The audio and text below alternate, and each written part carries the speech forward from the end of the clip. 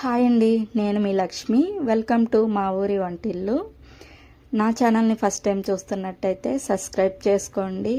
నా రెసిపీస్ని మీరు ఫాలో అవుతున్నట్టయితే నా రెసిపీస్ ఎలా ఉన్నాయో ఒక చిన్న కామెంట్ చేయండి, లైక్ చేయండి, షేర్ చేయండి.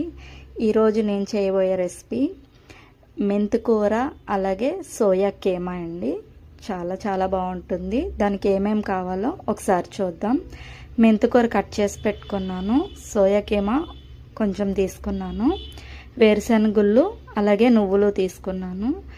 ఈ సోయా కీమాని కొంచెం హాట్ వాటర్లో వేయాలండి, అందుకని చెప్పి నేను హాట్ వాటర్లో వేసుకుంటున్నాను. ఉల్లిపాయలు, పచ్చిమిర్చి, టమాటా కట్ చేసి పక్కన పెట్టుకున్నాను. స్టవ్ మీద గిన్నె పెట్టుకొని కొంచెం మనం పల్లీలు అయితే తీసి పెట్టుకున్నాం కదండి, అవి వేయించుకోవాలి, కొంచెం ఫ్రై చేసుకోవాలండి. ఇవి ఫ్రై అయిన తర్వాత మనం ఏదైతే తీసి పెట్టుకున్నామో నువ్వుల్ని కూడా వేసి ఇందులోనే మనం స్లోగా ఫ్రై చేసుకోవాలండి. నువ్వులు మనం చాలా జాగ్రత్తగా ఫ్రై చేసుకోవాలి, తొందరగా ఫ్రై అయిపోతాయి. ఎక్కువసేపు అవసరం లేదండి, ఒక్క 2 నిమిషాల్లోనే ఫ్రై అయిపోతాయి. ఇలా ఫ్రై అయిపోయిన తర్వాత అంటే చూసారా చిటపట్లు ఆడుతున్నాయి, అలా చిటపట్లు ఆడిపోయిన తర్వాత మనం తీసి పక్కన పెట్టుకోవాలి. స్టవ్ మీద గిన్నె పెట్టుకున్నాను, గిన్నె పెట్టుకొని కొంచెం ఆయిల్ వేసాను.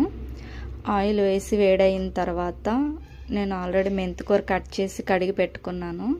ఆ మెంతికూరని ఇందులో వేసేయాలండి. ఇందులో వేసి కొంచెం ఫ్రై అవనివ్వాలి, కొంచెం ఫ్రై చేసుకోవాలండి, అంటే దగ్గరికి మగ్గిపోవాలి. మెంతికూర అన్నది కొంచెం దగ్గరికి ఫ్రై అయిపోయిన తర్వాత దింపేసి పక్కన పెట్టుకొని మనం ఇంకో గిన్నె పెట్టుకొని కొంచెం ఆయిల్ వేయాలి. ఆయిల్ వేసి కొంచెం ఆయిల్ మన కర్రీకి తగ్గట్టు ఆయిల్ వేయాలి. ఆయిల్ వేసి వేడయిన తర్వాత మనం కట్ చేసి పెట్టుకున్న ఉల్లిపాయలు, పచ్చిమిర్చి వేయాలి. వేసి కొంచెం ఫ్రై అవ్వాలండి. ఇవి ఫ్రై అయిపోయిన తర్వాత కొంచెం ఫ్రై అవ్వాలి, ఇందులోకి మనం సాల్ట్ వేసుకోవాలి. ఇవి ఫ్రై అవ్వడం కోసం కొంచెం సాల్ట్ వేసుకొని ఒకసారి కలిపి మూత పెట్టుకొని మగ్గించుకోవాలి. ఇలా మగ్గిపోయిన తర్వాత కొంచెం పసుపు వేసి ఇందులోకి ఇది కొంచెం మళ్ళీ ఒకసారి ఫ్రై చేసుకొని ఇందులోకి మనం కట్ చేసి పెట్టుకున్న టమాటాను కూడా వేసేయాలండి. టమాటాను వేసేసి ఒక్కసారి కలిపేసుకొని మనం మూత పెట్టి మగ్గించుకోవాలి. ఇలా మగ్గిపోయిన తర్వాత మనం ఆల్రెడీ ఇందాక వేయించి పెట్టుకున్న పల్లీలు, నువ్వులు ఉన్నాయి కదండి, అవి పేస్ట్ చేసుకున్నది, ఆ పేస్ట్ అన్నది ఇందులో వేసేయాలి. ఇందులో వేసేసుకొని కొంచెం అది పచ్చి వాసన పోయేంత వరకు మనం అది ఫ్రై అవ్వనివ్వాలండి. ఆ పేస్ట్ ఏదైతే ఉందో అది కొంచెం మనం ఫ్రై చేసుకోవాలి. మూత పెట్టుకొని ఫ్రై చేసుకున్నట్టయితే మనకి ఇంకో ఇలా మగ్గిపోతుంది. మగ్గిపోయిన తర్వాత కొంచెం ఇందులో మనకి రుచికి తగ్గట్టు కారం వేయాలి. కారం వేసుకొని ఒకసారి కలిపేసుకొని ఇది సోయా కీమా ఏదైతే ఉందో అది వాటర్ తీసేసుకొని మనం పెట్టుకోవాలండి. వాటర్ అన్నది మొత్తం తీసేసుకొని ఇలా పెట్టుకున్న దాంట్లో ఇందులో వేసేసుకోవాలి. వేసుకొని కలుపుకొని ఒక గ్లాస్ వాటర్ వేసుకోవాలి.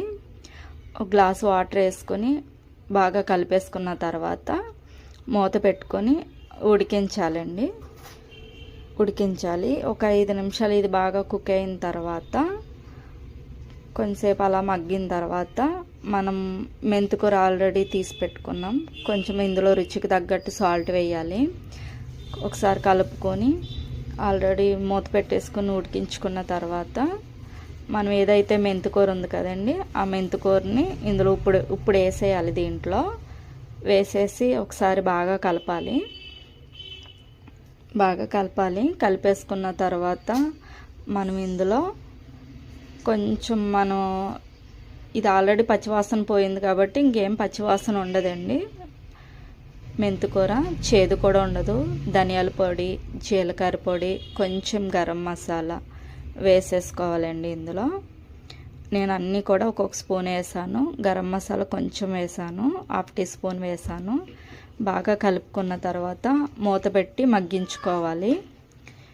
మళ్ళీ మధ్యలో ఒక్కసారి కలుపుకొని బాగా గ్రేవీగా కావాలి అంటే మనం ఇలా పెట్టేసుకోవచ్చండి. లేదు కొంచెం నార్మల్గా ఉండాలి అనుకుంటే కనుక మళ్ళీ ఇంకొక మూత పెట్టి ఒక 5 నిమిషాలు కుక్ చేసుకున్న తర్వాత మనకి పర్ఫెక్ట్గా రెడీ అయిపోతుందండి. అంతేనండి, ఎంతో ఈజీగా చాలా టేస్టీగా చపాతీకి రైస్కి ఎంతో రుచిగా ఉంటుందండి. ఒకసారి మీరు కూడా ఇలా ట్రై చేయండి. ట్రై చేసి ఎలా వచ్చిందో నాకు కూడా కామెంట్ చేసి చెప్పండి. Thank you.